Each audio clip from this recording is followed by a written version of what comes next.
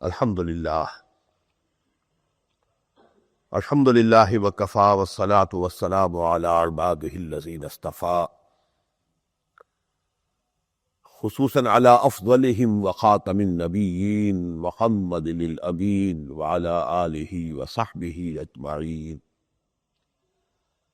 اما بعد فقد قال اللہ تبارک وتعالی کما ورد فی سورۃ البقرہ: اعوذ باللہ من الشیطان الرجیم بسم اللہ الرحمن الرحیم. شہر رمضان الذی انزل فیہ القرآن ھدی للناس وبینات من الھدی والفرقان فمن شہد منکم الشہر فلیصمہ ومن کان مریضا او علی سفر فعدۃ من ایام اخر یرید اللہ بکم اليسر ولا یرید بکم العسر وَلِتُكْمِلُوا الْعِدَّةَ وَلِتُكَبِّرُوا اللَّهَ عَلَى مَا هَدَاكُمْ وَلَعَلَّكُمْ تَشْكُرُونَ. وَإِذَا سَأَلَكَ عِبَادِي عَنِّي فَإِنِّي قَرِيبٌ أُجِيبُ دَعْوَةَ الدَّاعِ إِذَا دَعَانِ فَلْيَسْتَجِيبُوا لِي وَلْيُؤْمِنُوا بِي لَعَلَّهُمْ يَرْشُدُونَ. صدق اللہ العظیم. وعن ابی ہریرہ رضی اللہ تعالی عنہ قال قال رسول اللہ صلی اللہ علیہ وسلم: قال اللہ عز وجل: کل عمل ابن آدم له الا الصیام فانہ لی وانا اجزی بہ. رواہ الامام بخاری رحمہ اللہ. رب اشرح لی صدری ویسر لی امری واحلل عقدۃ من لسانی یفقہوا قولی. اللہم ربنا الہمنا رشدنا واعذنا من شرور انفسنا. اللہم ارنا الحق حقا وارزقنا اتباعہ وارنا الباطل باطلا وارزقنا اجتنابہ. اللہم وفقنا لما تحب وترضى. اللہم اجعلنا من عبادک المتقین. اللہم اجعلنا من عبادک الراشدین. آمین یا رب العالمین. آپ کے علم میں ہے کہ آج پہلا روزہ ہے اور یہ قران الصادین ہے کہ آج جمعے کا دن بھی ہے، اور یہ اس سال کا ماہ رمضان مبارک اس اعتبار سے بہت ممتاز ہوگا کہ 29ویں روزے کو بھی جمعہ ہوگا، اور اگر 29ویں کو چاند ہو گیا تو گویا کہ پہلا دن بھی رمضان مبارک کا جمعے کا ہوگا اور آخری دن بھی جمعے کا ہوگا، کیونکہ تمام مہینوں میں جو ان کا سردار ہے سید الشہور وہ رمضان مبارک ہے، سب سے افضل مہینہ. شہر رمضان الذی انزل فیہ القرآن. اور تمام دن ویسے تو اللہ کے ہیں، لیکن تمام دنوں کا سردار جو ہے وہ یوم الجمعہ ہے. اسی لیے میں نے اسے قران الصادین کہا ہے کہ یہ دونوں چیزیں، دونوں فضیلتیں اس سال اول و آخر میں جمع ہو رہی ہیں. جہاں تک روزے کی حکمت اور احکام کا تعلق ہے، مختصر خطاب میں گزشتہ جمعے میں کر بھی چکا. پھر یہ ایک بہت مفصل 2.25 گھنٹے پر مشتمل میں درس دے چکا ہوں ان 6 آیات کا، جن پر سورہ بقرہ کا 23واں رکوع مشتمل ہے، جس میں روزے سے متعلق تمام مباحث یکجا جمع ہو گئے. حکمت بھی، احکام بھی، ابتدائی احکام بھی، تکمیلی احکام بھی، اور حکمت بھی درجہ بدرجہ. اس اعتبار سے وہ گفتگو جو ہے اس وقت میں دہرانا نہیں چاہ رہا ہوں. آج کے لیے ہم نے یہ طے کیا ہے کہ 3 چھوٹے چھوٹے کتابچے ہیں وہ یہاں پر تقسیم کر دیے جائیں گے. ایک عظمت صیام و قیام رمضان مبارک، دوسرے عظمت قرآن، اس لیے کہ در حقیقت یہ دونوں ملے ہوئے ہیں. قران الصادین اس اعتبار سے بھی ہے کہ رمضان مبارک کی اصل عظمت اور فضیلت اسی لیے ہے کہ اس میں قرآن نازل ہوا ہے، اور جیسا کہ میں نے عرض کیا تھا یہ اصل میں صیام و قیام رمضان مبارک ایک طرف تو یہ کہ ہماری ارواح کی بالیدگی، تاکہ یہ روحیں جو ہے اپنے اصل مرکز کی طرف متوجہ ہو جائیں، اللہ تعالیٰ کی ذات کا تقرب حاصل کرنا چاہیں، اور دوسری طرف قرآن مجید کے ساتھ اپنے تعلق کی تجدید، اسے تازہ کرنا، سال بسال قرآن مجید کو تازہ کرنا، جیسے کہ حفاظ اپنا حفظ تازہ کرتے ہیں، وہ شعبان ہی میں دورہ کرنا شروع کر دیتے ہیں تاکہ حفظ تازہ ہو جائے۔ پھر گویا کہ یہ قرآن حکیم کا حفاظ کے لیے خاص طور پر موسم بہار ہوتا ہے، وہ قرآن سناتے ہیں تراویح میں، کوئی سامع سنتا ہے، تو اس اعتبار سے ان کا گویا کہ قرآن مجید کا حفظ تازہ ہو جاتا ہے۔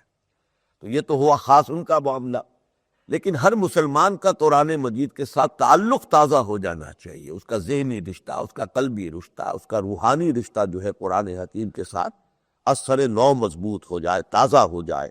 یہ گویا کہ رمضان مبارک کا جو دو عطشہ پروگرام ہے، دن میں روزہ رات کو قیام، اس کی اصل غرض و غایت ہے۔ تو عظمت قرآن کے موضوع پر بھی ایک کتابچہ ہے، بزبان قرآن و صاحب قرآن۔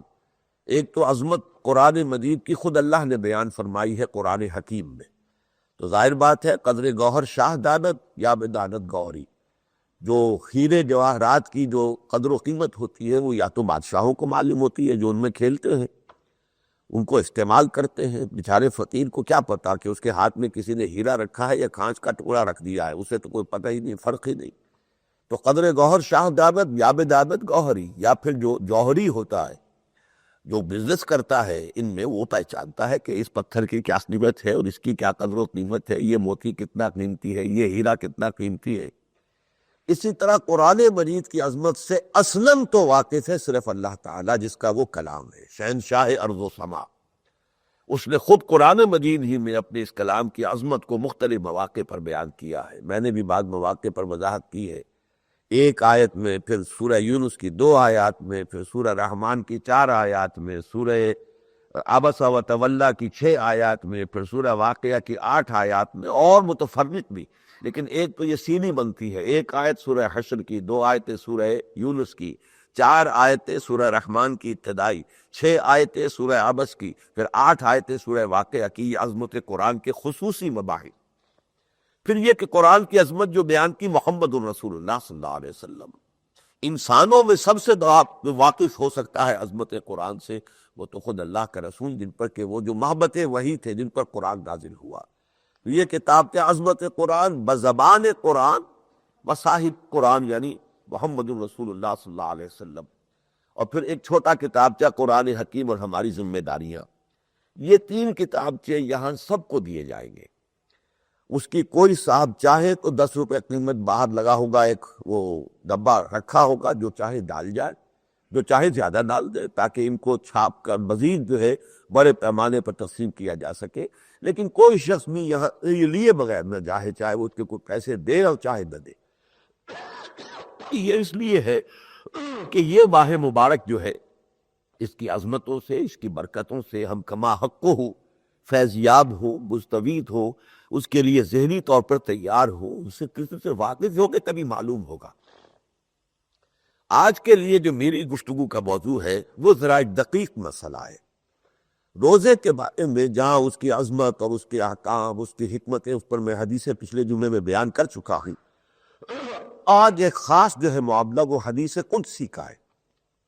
میں آپ کو وہ سنا چکا ہوں کہ حضرت ابو ہریرہ رضی اللہ تعالیٰ عنہ سے مروی ہے، وہ فرماتے ہیں کہ حضور صلی اللہ علیہ وسلم نے ارشاد فرمایا، اور حضور فرماتے ہیں کہ اللہ نے ارشاد فرمایا، یعنی یہ حدیث قدسی کہلاتی ہے۔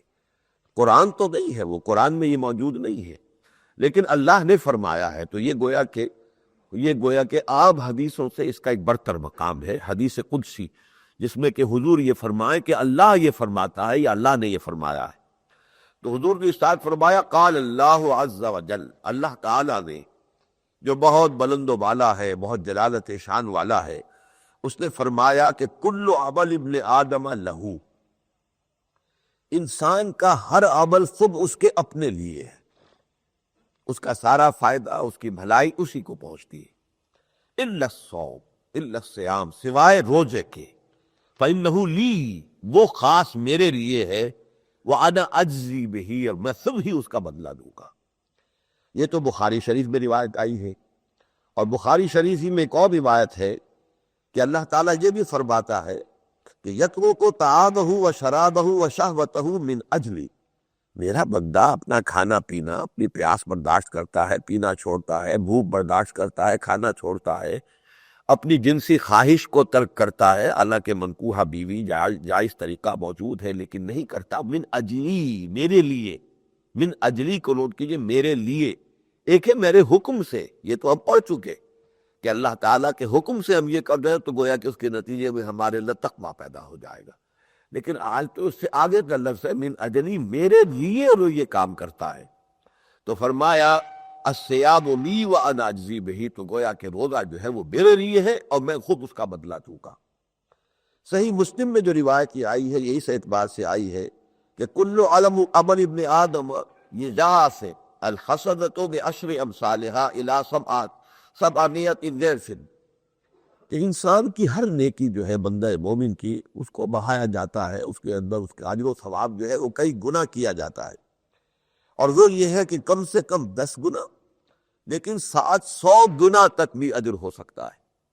کتنے خلوص اور اخلاص کے ساتھ عبادت ہی گئی ہے، اس کے اندر جس قدر گہرائی ہوگی خلوص میں، اخلاص میں، انابت اللہ میں، اللہ کی طرف متوجہ ہونے میں، اللہ کے ساتھ کیسے نو لگی ہوئی تھی جبکہ وہ عبادت سر انجام دے رہا تھا، اس کے اعتبار سے درجات بلند ہوتے چلے جائیں گے۔ جتنا وہ عبادت اور وہ اخلاص گہرا ہوگا اتنے ہی اس کا جو اجر و ثواب ہے وہ اتنے ہی گنا زیادہ بڑھتا چلا جائے گا۔ تو 10 سے لے کر اور 700 گنا تک قال اللہ تعالی، لیکن اللہ فرماتا الا الصوم، سوائے روزے کے۔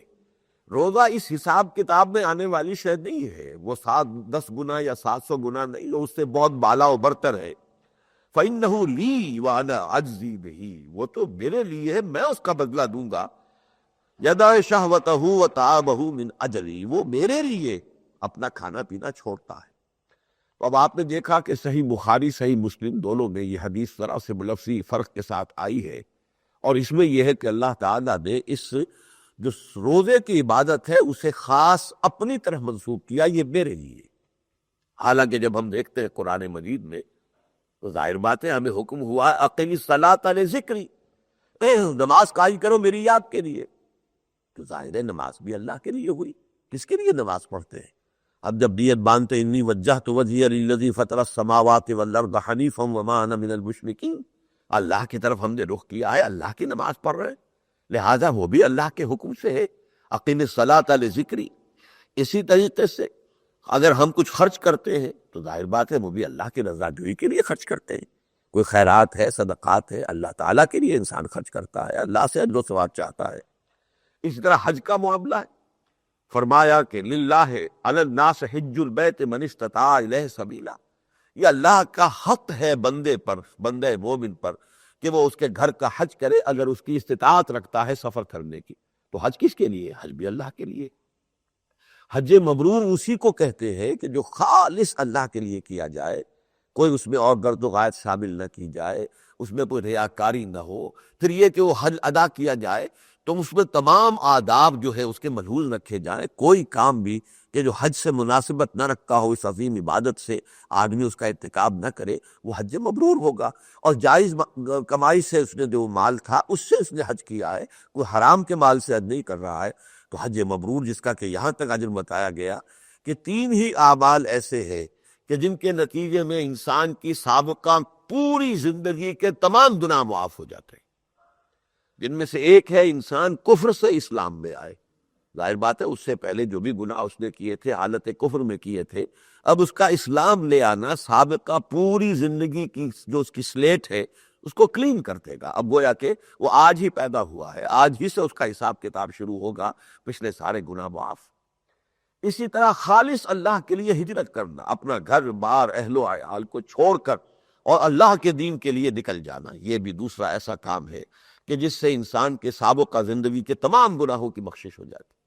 اور تیسرا اس میں جمع کیا ہے، حضور صلی اللہ علیہ وسلم نے فرمایا تیسرا ہے حج مبرور، وہ حج جو جائز طریقے سے ہو، جائز کمائی سے کیا گیا ہو، اس کے اندر خلوص و اخلاص ہو، اس کے اندر تمام اس کی شرائط اور آداب پورے کیے گئے ہو، ان کو حج مبرور جو اللہ کے ہاں مقبول ہو جائے، وہ بھی گویا کہ پوری سابقہ زندگی کے گناہوں کا کفارہ ہو جاتا ہے۔ تو اتنی بڑی بڑی عبادتیں ہیں، تو آخر یہ صوم کی عبادت جو ہے اس کی کیا خاص وہ بات ہے کہ جس کے نتیجے میں ہم یہ کہیں کہ یہ تو خاص اللہ کے لیے ہے، باقی عبادتوں سے یہ ممیز ہے، ممتاز ہے؟ اس کا کچھ حل کیا ہے کچھ لوگوں نے جو زیادہ گہرا نہیں فہم رکھتے۔ انہوں نے کہا کہ یہ عبادت اصل میں اس دوسری عبادتوں سے اس طریقے سے ممیز ہے کہ اس میں ریاکاری ممکن نہیں ہے۔ ظاہر بات ہے جب روزہ رکھا ہے تو روزہ ہے، لیکن نماز پڑھ رہا ہے آدمی دکھانے کے لیے پڑھ رہا ہے۔ روزہ جو ہے وہ تو اگر دکھانے کے لیے روزہ رکھا ہوا تو جائے گا کہیں اور خاموشی سے جا کر وہ اپنے چھپ کر جو کھا پی لے گا تو روزہ تو نہ رہا، روزہ ختم ہو گیا، تو ریاکاری کا امکان نہیں۔ لیکن یہ بات جو ہے ذرا سا غور سے جائزہ لیا جائے تو ایک حدیث موجود ہے کہ جو احمد ابن حنبل رحمہ اللہ نے اپنی مسند میں نقل کی ہے اور مشکوٰۃ شریف میں موجود ہے، جس میں حضور فرماتے ہیں صلی اللہ علیہ وسلم: من صلی یرائی فقد اشرکا ومن صام یرائی فقد اشرکا ومن تصدق یرائی فقد اشرکا۔ جس نے دکھانے کے لیے، ریاکاری کے لیے نماز پڑھی اس نے شرک کیا، اس لیے کہ نماز تو اللہ کے لیے پڑھنی چاہیے تھی، وہ کسی کو دکھا رہا ہے، اپنی نیکی کا جو ہے اس کے اوپر روک جو ہے قائم کرنا چاہتا ہے، اپنے تقویٰ کی دھوس جمانا چاہتا ہے۔ یہاں تک کہ حضور نے فرمایا کہ شرک خفی یہ ہے کہ کوئی شخص نماز پڑھ رہا ہو اور جو بھی اس کا معمول ہے اس کے مطابق وہ رکوع و سجود کر رہا ہے، لیکن جب اسے محسوس ہو کوئی شخص اسے دیکھ رہا ہے تو اب اس نے رکوع بھی لمبا کر دیا اور سجدہ بھی لمبا کر دیا۔ یہ جو لمبا کیا ہے، فرض کیجئے کہ پہلے وہ اس کا 10 سیکنڈ کا رکوع تھا یا سجدہ تھا، اب اس نے 5 سیکنڈ اور لگا دیے، تو یہ 5 سیکنڈ کس کے لیے لگائے؟ وہ 10 سیکنڈ تو اللہ کے لیے جو ہے سجدہ کر رہا تھا، رکوع کر رہا تھا، یہ 5 اضافی سیکنڈ کس کے لیے؟ یہ جس کو دکھا رہا ہے۔ تو گویا کہ اس رکوع یا اس سجدے کے مسجود دو ہو گئے تھے، ایک اللہ کے لیے اس نے جو 10 سیکنڈ لگا رہا تھا اور ایک 5 سیکنڈ اس انسان کو دکھانے کے لیے ہے، تو یہ شرک ہے، یہ شرک خفی ہے، یہ بھی در حقیقت اللہ کے ساتھ کسی کو شریک ٹھہرا دینے کے مترادف ہے۔ تو اس حدیث میں جہاں نماز کے لیے کہا گیا من صلی یرائی فقد اشرکا، ویسے طرح روزے کے بارے میں کہا گیا ومن صام یرائی فقد اشرکا، اور اسی طرح یہ کہ جو خرچ کرتا ہے، صدقہ دیتا ہے، خیرات دیتا ہے، لوگوں میں تقسیم کر رہا ہے، زکوٰۃ عام میں بانٹ رہا ہے، کوئی فاؤنڈیشن قائم کی ہے اس کے ذریعے اس کی پبلسٹی کر رہا ہے لوگوں کو دکھانے کے لیے، تو وہ اس سے وہ بھی شرک کا مرتکب ہے۔ تو گویا کہ یہ تو کوئی خاص بات نہ ہوئی کہ روزے کے لیے، روزے میں ریاکاری نہیں ہو سکتی، یہ حدیث موجود ہے، حضور صلی اللہ علیہ وسلم کے فرمان کے بعد اب ہمیں یہ بات کہنے کا سرے سے کوئی موقع نہیں رہا۔ یہ ہے اصل وہ موضوع کہ جس کو میں چاہتا ہوں کہ آج آپ سمجھے۔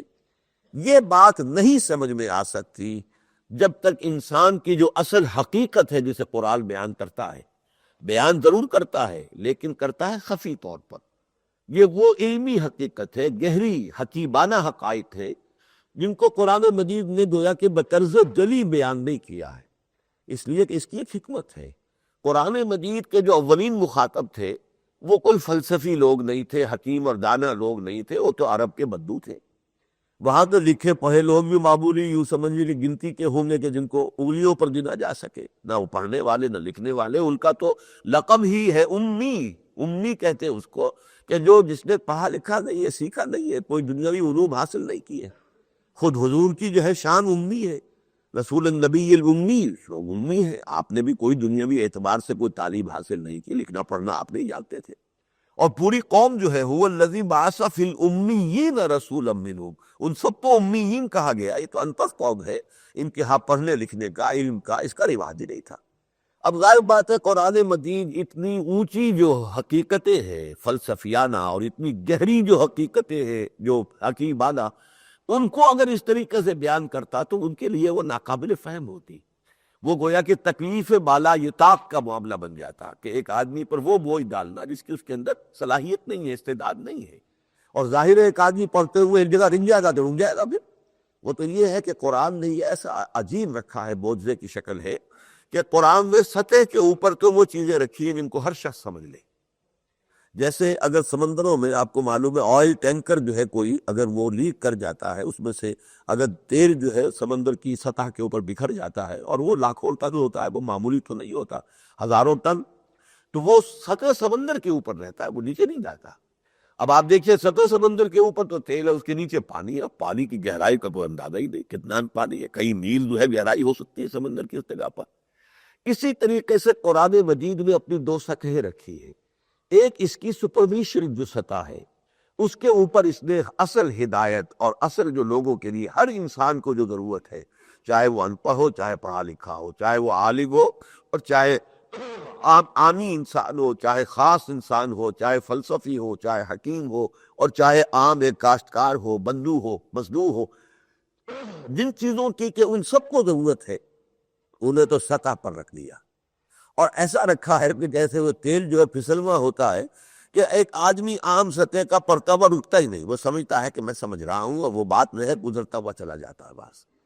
لیکن یہ کہ جو فلسفی ہوگا، جو حکیم اور دانا ہوگا، جو حقائق جو ہیں، جو لطیف تر حقائق ہیں اس کائنات کے اور اس کون و مکان کے، اور اپنی ذاتی ذات کی حقیقت اور اپنی زندگی کی حقیقت کو جو جاننا چاہتے ہیں، وہ جو ہے کسی جگہ پر آ کر ٹک جائیں گے کہ یہ بات جو کہی گئی ہے تو یہ تو بہت اس کی اہمیت ہے، فلسافیکل امپورٹ ہے، اس کی بڑی اہمیت ہے فلسفے کے مسئلے کے اعتبار سے، اور وہ وہاں پر سے جو ہے وہ ٹکے گا۔ پھر جو وہاں ڈیرا لگا کر وہ غوطہ زنی کرے گا پھر قرآن میں، اب وہ گہرائی میں اترے گا۔ قرآن میں ہو غوطہ زن اے مرد مسلمان، یہ غوطہ زنی قرآن میں کرنا ہر شخص کے بس کا کام نہیں ہے۔ تو قرآن نے سطح پر تو وہ چیزیں رکھی ہے، اور اس کے اعتبار سے خود اللہ تعالیٰ نے سورہ قمر میں 4 دفعہ فرمایا وَلَقَدْ يَسَّرْنَا الْقُرْآنَ لِلذِّكْرِ فَهَلْ مِن مُدَّكِرٍ، ہم نے قرآن کو ذکر حاصل کرنے کے لیے، یاد دہانی اخذ کرنے کے لیے، نصیحت حاصل کرنے کے لیے، ہدایت حاصل کرنے کے لیے آسان بنا دیا، جیسے وہ سطح سمندر کے اوپر تیل ہے۔ لیکن یہ نہ سمجھیے کہ یہ اتنا ہی آسان قرآن ہے، اتنا ہی کلام، اس کی گہرائی جو ہے وہ تو اتنی ہے کہ کوئی انسان بڑے سے بڑا حکیم اور دانا اور فلسفی، اور بڑے سے بڑا منطقی، اور بڑے سے بڑا نحوی اور علم صرف کا ماہر اور علم بیان کا ان سب کا جو ہے امور رکھنے والا، ساری عمر بھی لگا دے گا تب یہ قرآن مجید کی تہ تک نہیں پہنچ سکتا۔ اسی لیے حضور نے فرمایا اس حدیث میں کہ جس میں حضور نے مدح بیان کی ہے، وہ آپ کو اس کتابچے میں وہ حدیث میں مل جائے گی، جس میں حضور نے فرمایا لا تنقضی عجائبہ، یہ تو ایک ایسی کتاب ہے جس کے عجائب کبھی ختم نہیں ہوگے، ولا یشبع منہ العلماء، اور کبھی اہل علم اس سے سیر نہیں ہو سکیں گے۔ آپ کو بھوک لگی ہوئی تھی، آپ کھانا کھانے بیٹھے، ایک وقت میں آ کے اب آپ کا پیٹ بھر گیا، اب آپ کا میزبان کہہ بھی رہا اور کھائی نہیں، بس میں اس لیے کہ اب طبیعت آپ ہی نہیں ہے، اس کو کہتے سیری۔ حضور فرماتے قرآن سے کوئی صاحب علم کبھی سیر نہیں ہو سکے گا کہ وہ سمجھے گا کہ بس قرآن سے جو میں نے لینا تھا لے لیا۔ ہر مرتبہ پڑھے گا اسے نئی نئی حکمتیں ملیں گی، اس کے عجائب کبھی ختم نہیں ہوں گے۔ ہر نئے دور میں قرآن مجید ایک نئی عظمت کے ساتھ، نئی شان کے ساتھ یہ خورشید ہدایت طلوع ہوگا۔ اس حوالے سے حضور کے وہ الفاظ جو بڑے اہم ہیں۔ تو غوطہ زنی کے اعتبار سے، گہرائی میں جانے کے اعتبار سے قرآن مشکل ترین کتاب ہے، سطحی طور پر ہدایت حاصل کرنے کے اعتبار سے قرآن آسان ترین کتاب ہے۔ تو یہ جو چیزیں میں آج بیان کرنے چلا ہوں وہ سطحی نہیں ہے اور سطح پر نہیں ملتی، اگرچہ اشارے مل جاتے ہیں، لیکن اشارے بھی اس انداز میں کہ عام آدمی گزر جائے گا، کیونکہ وہ خاص بات یہاں نہیں ہے۔ هو الاول والآخر والظاہر والباطن، عام آدمی گزر جائے گا، وہی ہے سب سے پہلا، وہی ہے سب سے آخر، وہی ہے ظاہر، وہی ہے باطن۔ چلیے کوئی لفظ مشکل نہیں، کچھ نہیں، کوئی فلسفے کی اصطلاح نہیں، لیکن فلسفی ٹھٹک کر کھڑا ہو جائے گا، یہ کیا ہے، اس کا مطلب کیا ہے؟ امام راضی جب آئے اس مقام پر تو اگر ان کے الفاظ میں آپ کو سناؤں تو معلوم ہوتا ہے شخص تھر تھر کانپ رہا ہے عظمت کے احساس سے۔ اعلم ان هذا المقام مقام غامض مہیم، یہ مقام جو ہے بڑا ہیبت والا ہے، بہت گہرا ہے، مہیم غامض۔ تو یہ کیوں؟ اس لیے کہ اب وہ فلسفے کا مسئلہ جو ہے حقیقت وجود باری تعالیٰ، وجود کائنات، ان دونوں کے آپس میں کیا ربط و تعلق ہے؟ وہ قدیم، یہ حادث کا قدیم کے ساتھ کیا تعلق ہے؟ یہ وہ فلسفہ وجود کا مشکل مسئلہ ہے جس کا حل جو ہے انسانوں کے لیے ممکن ہی نہیں۔ اس آیت میں انہیں نظر آیا، پھر انہوں نے اس کے اوپر غوطہ زنی کی۔ تو اس اعتبار سے میں کہہ رہا ہوں کہ اسی طرح کے حقائق ہیں وہ کہ جن میں سے ایک بہت بڑی حقیقت کو نہ سمجھے تو یہ حدیث سمجھ میں نہیں آ سکتی کہ فَإِنَّهُ لِي، یہ ہوگا خاص میرے لیے ہے اور میں ہی اس کی جگہ دوں گا۔ بلکہ اس کو چونکہ آپ کو معلوم ہے کہ ابتدا میں تو جو قرآن مجید میں جب لکھا جاتا تھا، یہ تو حجاج ابن یوسف نے قرآن مجید پر زبر زیر اور نقطے لگائے ہیں، ورنہ نقطے نہیں تھے پہلے۔ قرآن مجید اصل میں تو منتقل ہوا زبان سے، حضور کی زبان مبارک سے صحابہ نے سنا اور یاد کر لیا، صحابہ سے پھر تابعین نے سنا اور یاد کر لیا، تابعین سے تبع تابعین نے سنا اور یاد کر لیا۔ یہ تو اصل میں جو ہے گویا کہ یہ زبان سے چلا ہے زبان تک، لیکن یہ ہے کہ جب لکھا گیا تو اس میں اس وقت جو ہے وہ رواج نہیں تھا جیسے آج بھی آپ کے علم میں ہوگا۔ ایسے کوئی 50 برس پہلے کی بات تو یہ ہے، جو بڑے یوں سمجھیے انشاء پرداز لوگ ہوتے تھے شکستہ خط میں جو ہے وہ خط لکھا کرتے تھے اور نقطے نہیں لگاتے تھے۔ اگر آپ پہ لگا دیں تو وہ جس کو آپ نے خط لکھا تو اسے اپنی توہین محسوس کرے گا کہ یہ مجھے جاہل سمجھتا ہے کہ میں بغیر نقطوں کے یہ عبارت نہیں پڑھ سکتا تھا۔ تو گویا کہ نقطے لگا کر اگر آپ نے خط لکھا ہے تو وہ اپنی توہین سمجھے گا، ورنہ ہر عالم آدمی کو بغیر نقطوں کے سمجھنا چاہیے کہ یہاں کون سا لفظ مراد ہے۔ اسی طرح قرآن میں نہ نقطے تھے نہ یہ زیر زبر پیش یہ علامات تھی، یہ تو اصل میں حجاج بن یوسف تابعین کا جو دور ہے اس میں لگائے گئے۔ اسی طرح حدیث کے اندر بھی یہ اعراب تو نہیں تھے، وہ جب قرآن میں نہیں تھے تو حدیث میں کہاں سے آ جاتے۔ اسی لیے یہ انا اجزی بہی کا ایک اعراب یہی ہے، انا اجزا بہی، میں ہی اس کی جزا ہوں، روزے کی جزا میں خود ہوں، میں خود ملتا ہوں انسان کو۔ ایک ظاہر بات ہے کہ بڑے سو بڑی جزا اللہ تعالیٰ جو دے گا، جنت دے گا، جنت الفردوس دے گا، وہ سب اپنی جگہ، لیکن ذات باری تعالیٰ کے برابر تو کوئی شے نہیں۔ اگر اللہ ملتا ہے کسی شے سے تو گویا کہ اس سے بڑی بات تو کوئی اور ہو ہی نہیں سکتی۔ اس لیے انا اجزی نہیں بھی پڑھا گیا ہے اس کو کہ میں خود اس کا بدلہ دوں گا، یہ حساب کتاب کی بات نہیں ہے، بے حساب دوں گا۔ اور ایک یہ بھی کہ انا اجزا بھی، اس کے بدلے میں میں خود دیا جاتا ہوں، یہ مجہول ہے کہ میں خود ہی اس کی جزا ہوں۔ جو روزہ رکھتا ہے صحیح معنی میں، شعور کے ساتھ، گہرائی میں، اس کے تمام اس کے بھی حدود و قیود ہیں۔ یہ نہ ہو کہ روزہ بھی رکھا ہوا جھوٹ بھی بول رہے ہیں، تو یہ روزہ نہیں ہے، یہ فاقہ ہے۔ من لم یدع قول الزور والعمل به فلیس للہ حاجۃ فی ان یدع طعامہ وشرابہ، جس شخص نے جھوٹ بولنا نہیں چھوڑا اور جھوٹ پر عمل کرنا نہیں چھوڑا تو اللہ کو کوئی ضرورت نہیں ہے، احتیاج نہیں ہے کہ وہ کھانا پینا چھوڑ دے۔ یہ کھانا پینا چھوڑا ہوا فاقہ کر رہا ہے، یہ روزہ نہیں ہے۔ اہم روزوں کی حالت میں سودی لین دین ہو رہا ہے، سودی کاروبار ہو رہا ہے جس پر اللہ تعالیٰ کی طرف سے اعلان جنگ ہے، تو یہ روزہ تو نہیں ہے۔ روزہ تو وہ ہے کہ آپ نے حلال چیز میں ترک کر دی ہے اللہ کے لیے، کہ اللہ میں اس وقت روکا ہوا ہے مجھے، تو حالانکہ کھانا حلال موجود ہے، بہترین اچھے معقولات ہے، عمدہ سے عمدہ مشروبات موجود ہیں، حلال ہے فی نفسہ ہی، ان میں کوئی حرمت نہیں ہے، لیکن آپ نہیں کر رہے، نہیں استعمال کر رہے کہ اللہ نے اجازت نہیں دی، اور اس وقت دھڑلے سے آپ جو ہے جھوٹ بھی بول رہے ہیں، غیبتیں بھی کر رہے ہیں، اور سودی لین دین کر رہے ہیں، یا رشوت لے اور دے رہے ہیں، دھوکہ دے رہے ہیں، دکاندار جو ہے وہ گاہک کو دھوکہ دے رہا، تو یہ روزہ تو نہیں۔ روزہ اگر حقیقی روزہ ہو، روزہ اگر واقعی روزہ ہو، روزہ اگر واقعتاً اس کے گہرے شعور کے ساتھ ہو، روزہ اس کی تمام پابندیوں کے ساتھ ہو، تو پھر یہ روزہ جو ہے در حقیقت اس کی جزا خود اللہ تعالیٰ ہے۔ یہ بات کیسے سمجھ میں آئے گی؟ یہ بات جیسا کہ میں اس سے پہلے ایمانا عرض بھی کر چکا ہوں، اور یہ میرا کتاب تھا جو عظمت صوم، یہ یہاں ملے گا جو قیمتاً ملے گا۔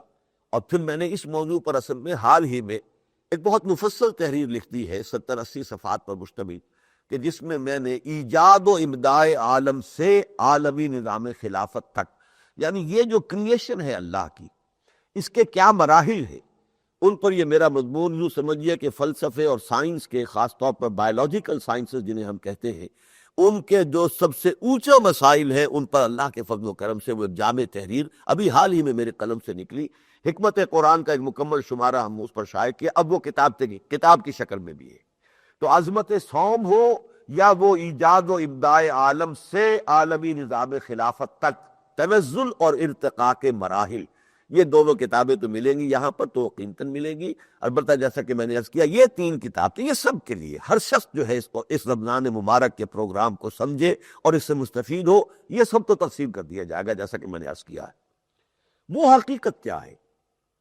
وہ حقیقت اگر انسان کی طرف سے چلیں گے تو یہ ہے کہ انسان کا ایک دوہرا وجود ہے، ایک اس کا حیوانی وجود ہے جو اس زمین سے بنا ہے، عالم خلق سے اس کا تعلق ہے، اور ایک اس کا روحانی وجود ہے جس کا اس زمین سے کوئی تعلق ہی نہیں، وہ آسمان سے آیا ہے، وہ عالم بالا سے آیا ہے، اور وہ جو ہے وہی لوٹ بھی جائے گا، مرنے کے بعد وہ وجود وہی جائے گا، وہ زمین میں دفن نہیں ہوتا وہ وجود۔ ہاں جو زمین سے آیا ہے وہ زمین میں دفن ہو جائے گا۔ منہا خلقناکم وفیہا نعیدکم ومنہا نخرجکم تارۃ اخری۔ یہ تو ہوا، یہ مضمون تو چونکہ بہت مرتبہ میں بیان کر چکا ہوں، لیکن یہ کہ آج اصل میں بتانا یہ چاہتا ہوں کہ جو کریشن ہوئی ہے اس پوری کائنات، ایک وقت تھا کہ صرف اللہ تھا اور کوئی شے نہیں تھی. کان اللہ ولم یکن معہ شیء، بس اللہ تھا. هو الاول کے معنی یہی ہے کہ ایک وقت وہ بھی تھا، صرف اللہ تھا اور کوئی شے نہیں تھی. اس کے بعد وجود آیا، کائنات کا آیا. وہ کیسے آیا؟ اس کا پہلا مرحلہ یہ تھا کن. اللہ کا ایک بہت بڑا امر کن، انما امرہ اذا اراد شیئا فانما یقول له کن فیکون. یہ جو اللہ کے امر کن سے جو کائنات وجود میں آئی ہے، وہ کائنات ارواح پر مشتمل ہے. اس میں اجساد نہیں تھے، اس میں جسم نہیں تھے، محض ارواح. اور ارواح انسانی اور ارواح روحانی جو ملائکہ کی ہے. یعنی روح جو ارواح ہے ملائکہ وہ تو ہے ہی روح صرف. اس لیے آپ کو معلوم ہے کہ حضرت جبرائیل کو کیا کہتے ہیں؟ الروح الامین، روح القدس، ایدناہ بروح القدس. تو یہ روح جو ہے فرشتہ روح ہے. تمام فرشتے ارواح، اور تمام انسانوں کی ارواح یہ پیدا کر دی گئی. اور یہ در حقیقت ایک نور بسیط تھا جس سے کہ ان کو اللہ نے ایجاد فرمایا. میں تخلیق کا لفظ نہیں لانا چاہتا یہاں پر، یہ عالم امر ہے. اور اس کے لیے قرآن کی اصطلاح ایجاد نہیں ہے، ابداع ہے. رات ہی آپ سب نے بھی تراویح میں وہ آیت پڑھی ہوگی، ہمارے ہاں تو چونکہ ترجمہ بھی ہوا ہے، بدیع السماوات والارض. تو شاہ ولی اللہ دہلوی کی جو بڑی ہی معرکۃ الآراء کتاب ہے اسلامی فلسفے پر، اس کا پہلا باب یہ ہے کہ انہوں نے کہا ہے کہ اللہ کے 3 افعال بنیادی ہیں. 3 کام اللہ کے بنیادی ہیں. ایک ابداع، دوسرے خلق، تیسرے تدبیر. ابداع ہے کریشن ایکس نہیں لو، عدم بحث سے کسی شے کو وجود دینا. پہلے کچھ بھی نہیں تھا اور کسی شے کو، یہ اللہ کے امر کن سے ہوتا ہے. ایک ہے خلق، کسی شے سے دوسری شے کو بنا دینا، یہ خلق ہے. اس خلق میں پہلے کوئی شے ہوگی جس سے بنایا جائے گا. انسان کو بنایا مٹی سے، گارے سے. جنات کو بنایا آگ سے، مارج من نار. ایک شے سے دوسری شے بنی ہے نا، یہ خلق ہے. لیکن اگرچہ پہلے مرحلے کے لیے بھی ہم عام زبان میں خلق کا لفظ استعمال کر دیتے ہیں، قرآن میں بھی آیا ہے کہ لیکن یہ کہ جس کو کہا کما خلقناکم اول مرہ، گویا کہ تخلیق کے 2 مرحلے ہو گئے. ایک مرحلہ اول تھا جو ہماری ارواح کی تخلیق ہوئی تھی، لیکن اس کے لیے لفظ خلق میں نہیں لانا چاہتا. وہ لفظ امر کہیے یا بدیع السماوات والارض، اس کو عالم ارواح کہیے، عالم امر کہیے، لیکن یہ ہے کہ یہ ہے عدم محض سے وجود بخشنا. اللہ کے امر کن نے ایک نور بسیط کی شکل اختیار کی. نور ظاہر بات ہے. اب دیکھیے میں نے اگر کہا کن تو میری کچھ انرجی صرف ہوئی ہے کہ نہیں، اور اس نے ہوا کے اندر ارتعاش پیدا کیا ہے تو میری انرجی ہے جس نے ہوا میں اشتعال پیدا کیا ہے. اس ہوا میں وہ لہریں بنی ہیں جو آپ کے کانوں تک پہنچی ہیں. کنڈا کھٹکھٹایا ہے انہوں نے اور آپ کے کان نے آپ کو بتایا کہ اس نے یہ شخص یہ بات کہ میرے اندر سے کوئی چیز نکلی تھی نا. تو اللہ کا امر کن اس کی ذات سے صادر ہوا ہے، اور اس میں جو ہے اس کی وہ اب اس کے لیے اب اللہ کے لیے الفاظ استعمال نہیں کر سکتے. وہ ڈیوائن ایسنس کہہ لیں، ڈیوائن انرجی کہہ لیں، وہ جب امر کن سے ظاہر ہوئی ہے، باہر آئی ہے، تو اس نے ایک نور بسیط کی شکل اختیار کر لی. بسیط، اس میں کوئی حرکت نہیں تھی. خلق ٹھنڈا، اس میں حرارت نہیں تھی.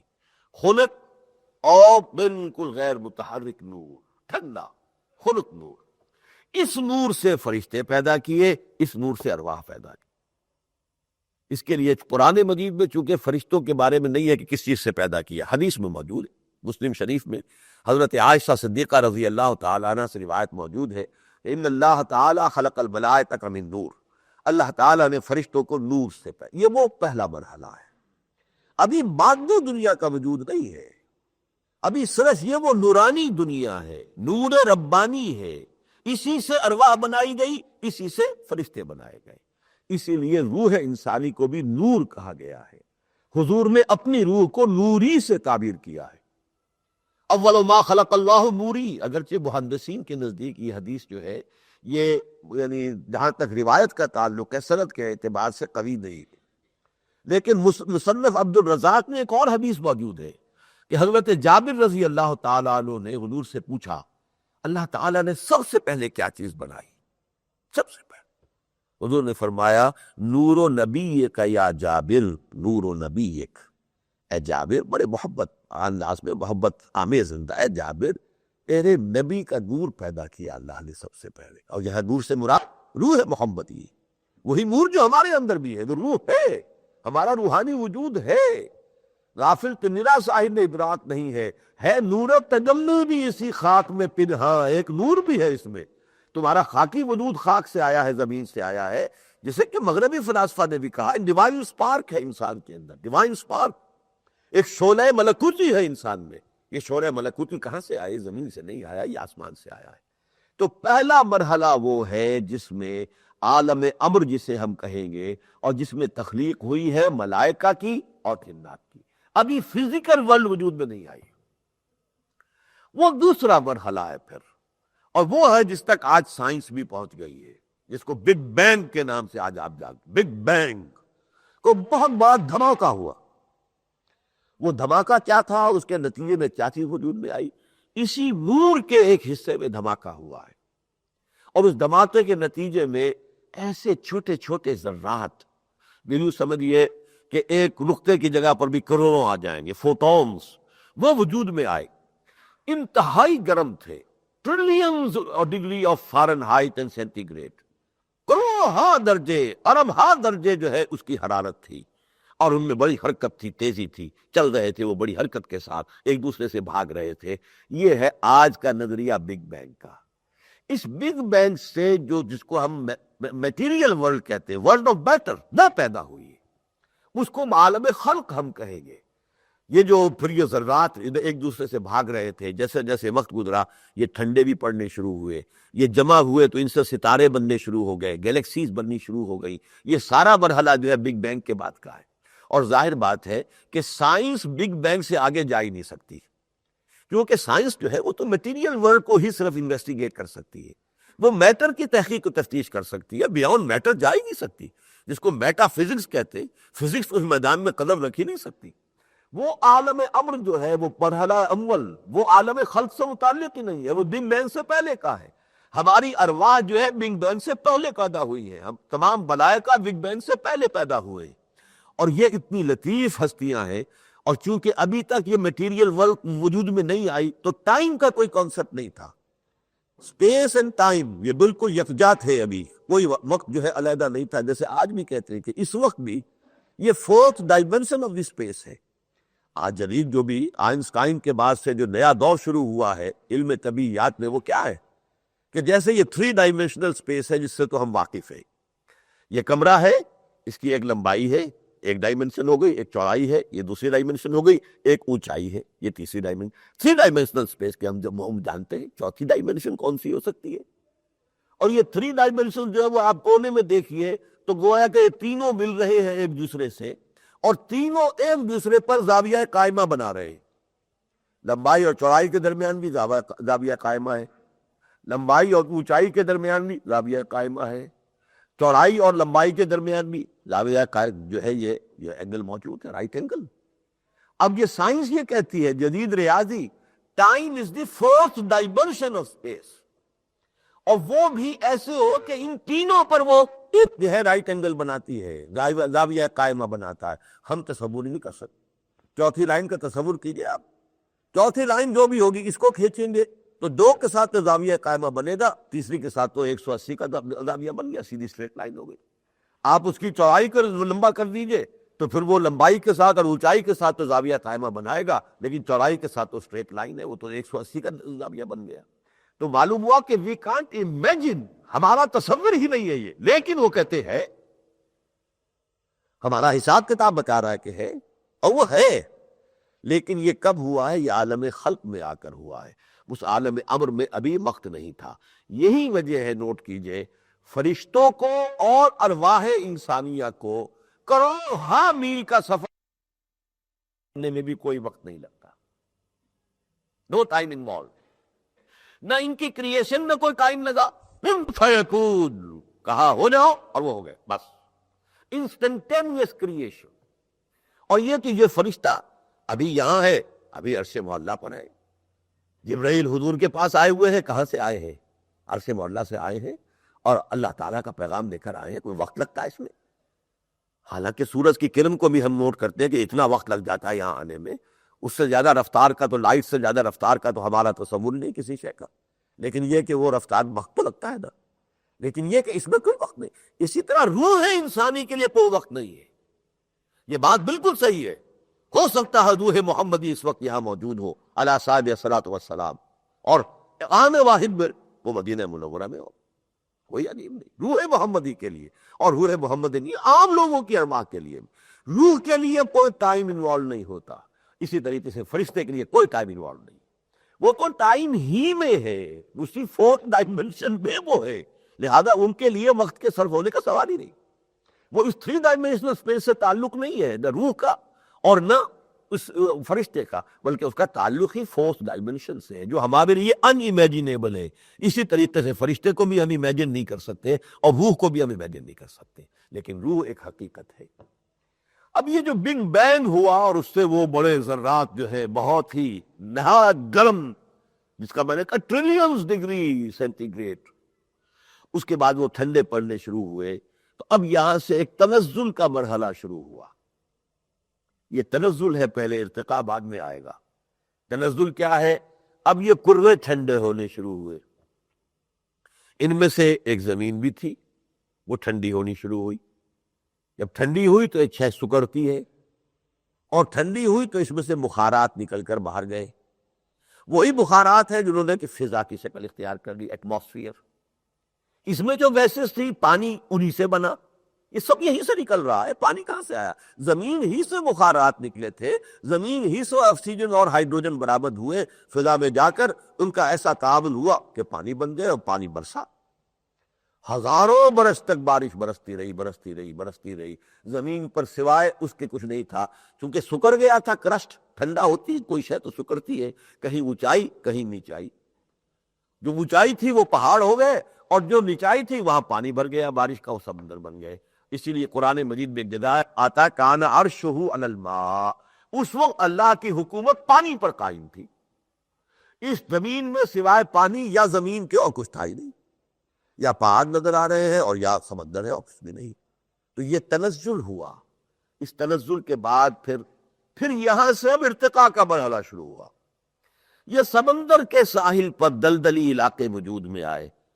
سمندر کے کنارے پر ایسا ہوتا ہے، پانی کبھی چڑھ گیا ہے پھر اتر گیا ہے، چڑھ گیا ہے اتر گیا ہے، تو پانی اور وہ مٹی کا تعامل ہو رہا ہے بار بار، آیا گیا آیا گیا۔ اس سے وہ جو دلدلی علاقے وجود میں آئے، یہاں سے اس زمینی حیات کا آغاز ہوا، جرثومہ حیات اس کا آغاز ہوا۔ یہ گویا کہ اب ارتقاء کا سفر طے ہوا ہے۔ حیات بہت ہی حقیر سی چیزوں کی شکل میں، پھر اس سے بڑی، پھر اس سے بڑی، پھر اس سے بڑی، پھر اس، یہ سب کون کر رہا؟ اللہ کر رہا، اللہ کے حکم سے ہو رہا ہے۔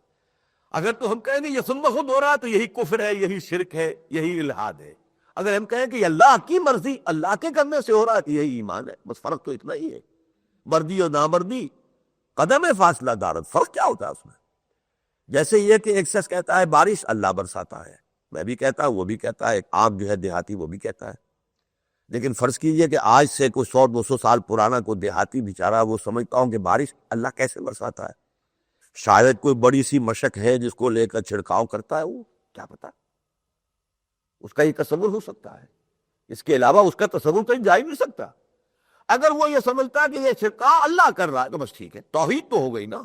کوئی اور دیوتا نہیں ہے، کوئی دیوی نہیں ہے، کوئی اور نہیں ہے جس کے سامنے میں متھا ٹیکوں اور جس کی میں جو ہے کوئی ڈنڈوت کروں، ہے اللہ یہ بارش برساتا۔ کیسے برساتا اسے پتہ نہیں تھا۔ آج ہمیں معلوم ہو گیا کہ سمندر سے سورج کی تمازت سے بخارات اٹھتے ہیں، وہ اوپر جا کر بادلوں کی شکل اختیار کرتے ہیں، پھر ہوائیں ان کو لے جاتی ہیں، پھر وہ جیسے جگہوں پر جاتے ہیں پہاڑوں سے ٹکرا کر، یا جہاں سڈن کوئی چینج ٹیمپریچر کا ہوتا ہے وہ پانی کی شکل میں بارش بن کر وہ زمین پر، اب ہمیں یہ معلوم ہو گیا۔ لیکن اگر کوئی اس کو سمجھتا ہے یہ خود بخود ہو رہا ہے تو یہ کفر ہے۔ ہم کہتے ہیں اللہ کر رہا ہے، اس طور سے کر رہا ہے، اللہ نے اس کا یہ نظام بنا دیا ہے، اللہ نے اس کا ایک قانون بنا دیا ہے۔ اگر ہم نے یہ مانا ہے تو یہ ٹھیک ہے، علم ہے ہمارا، اس علم کے ساتھ ہمارا ایمان بھی سالم ہے، سلامت ہے، اس میں کوئی کبھی کوئی نقص واقع نہیں ہوتا۔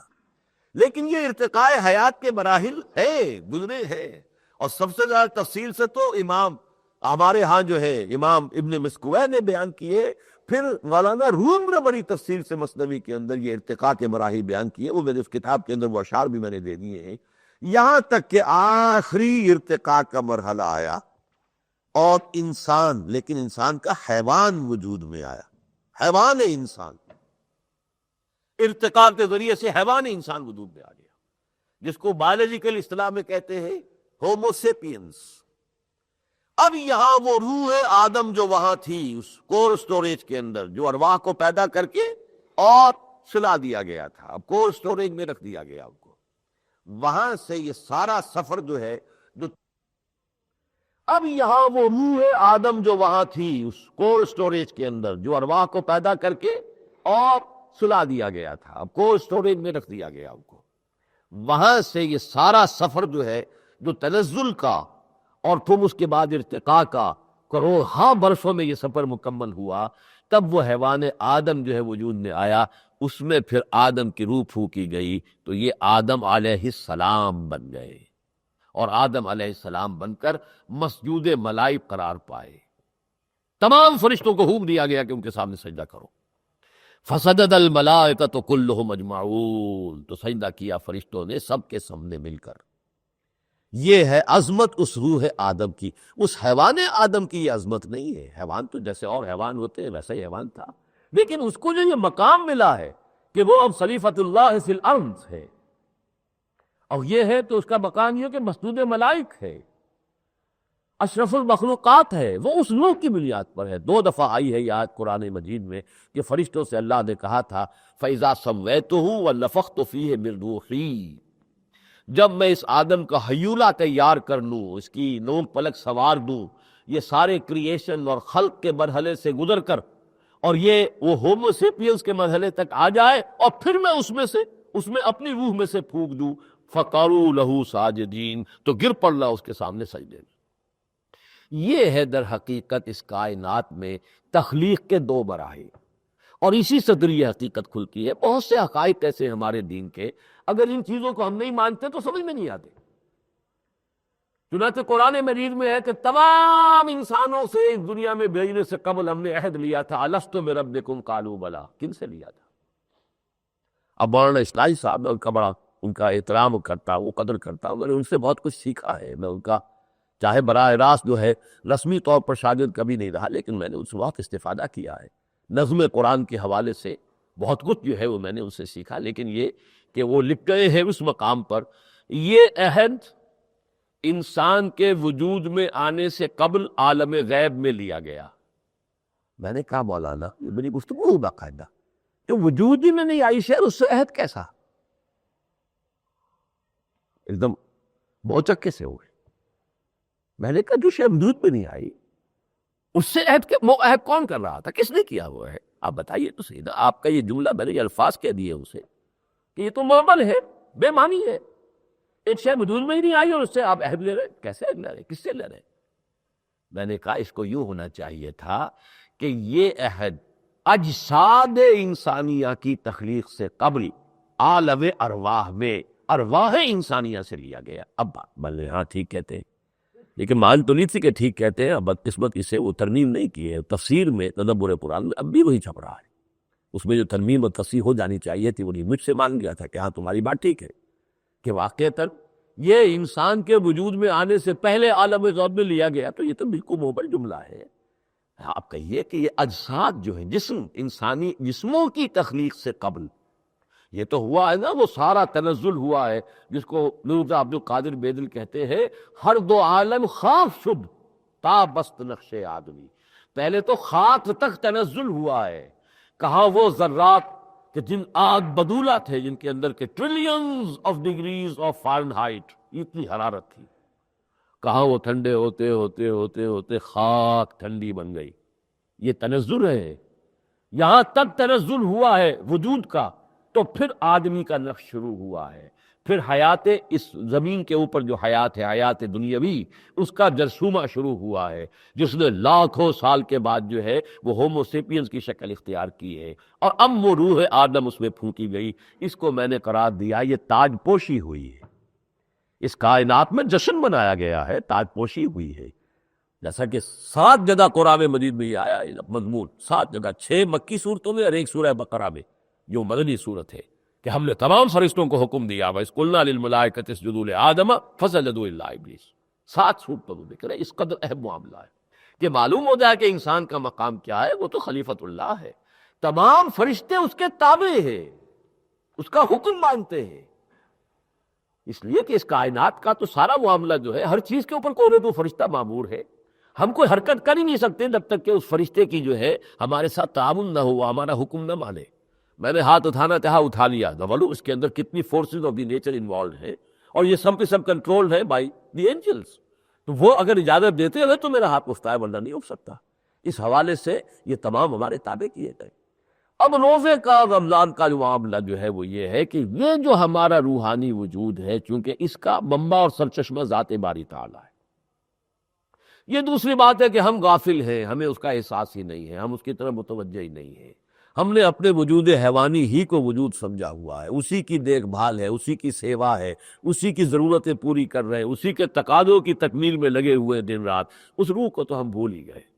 وَلَا تَكُونُوا كَالَّذِينَ نَسُوا اللَّهَ فَأَنسَاهُمْ أَنفُسَهُمْ، یہ جو ہمارے اندر روح ہے جسے اللہ اپنی روح سے تعبیر کر رہا ہے، ڈیوائن سپارک، جسے میں نے کہا کہ مغربی فلسفی بھی کہتے ہیں ڈیوائن سپارک، یہ مجھے ملکوتی، یہ اللہ کے ساتھ اس کا ایک خاص تعلق ہے۔ روزہ جو ہے در حقیقت اس کی تقویت کا سامان ہے، اور اس روح کا تعلق براہ راست ذات باری تعالیٰ کے ساتھ ہے۔ نماز سے آپ کو صرف یاد دہانی ہوتی ہے، وہ آپ کے دماغ کا عمل ہے کہ آپ نے اللہ سے عہد کیا ہے، آپ اس عہد کو تازہ کر رہے ہیں، یہ آپ کے انٹلیکٹ کا ایک معاملہ ہے۔ اسی طریقے سے آپ نے جو ہے کوئی اگر خرچ کیا ہے تو وہ آپ کے اپنے نفس کا تزکیہ ہو رہا ہے، لیکن وہ روح جو ڈیوائن وہ اسپرٹ ہے آپ کے اندر ہے، اس کو اگر کوئی شے فائدہ دیتی ہے، اس کو اگر کوئی شے جو ہے اس کے لیے ممد بنتی ہے، تو وہ صرف صوم کی عبادت ہے۔ یہ ہے اس کی وہ امتیازی شان، فَإِنَّهُ لِي، وہ خاص میرے لیے۔ اس لیے کہ اس روح کا تعلق جو ہے، دیکھیے یہ عالم امر اور عالم خلق جو میں نے آپ کے سامنے رکھے، ویسے افلاطون جو سمجھیے کہ حضرت مسیح علیہ السلام سے 400 برس پہلے کی شخصیت ہے، آج سے 250 برس پرانی، اس سے بھی اندازہ ہو گیا تھا کہ یہ فزیکل ورلڈ کے اوپر ایک اور ورلڈ ہے، ایک اور کائنات ہے۔ وہ اسے عالم مثال کہتا ہے، ورلڈ آف آئیڈیاز۔ تو میں جیسے کہ فرائڈ کے بارے میں کہا کرتا ہوں کہ میں اس کا اس اعتبار سے قائل ہوں کہ اس نے انسان کی باطنی شخصیت کے جو 3 لیولز ہیں ان کو ریکگنائز کیا کہ ایگو لیبیڈو بھی ہے، ایگو بھی ہے، سپر ایگو بھی ہے۔ قرآن سے ہمیں معلوم ہے وہ ہے نفس اور قلب اور روح۔ وہ قلب اور روح کو نہیں سمجھ سکتا تھا، لیکن ایڈ اور لیبیڈو کو اس نے خوب سمجھا، اور یہ مان لیا کہ ہاں اس سے اوپر بھی کوئی شے ہے، ایگو بھی ہے، سپر ایگو بھی ہے، تو یہی بڑی بات ہے۔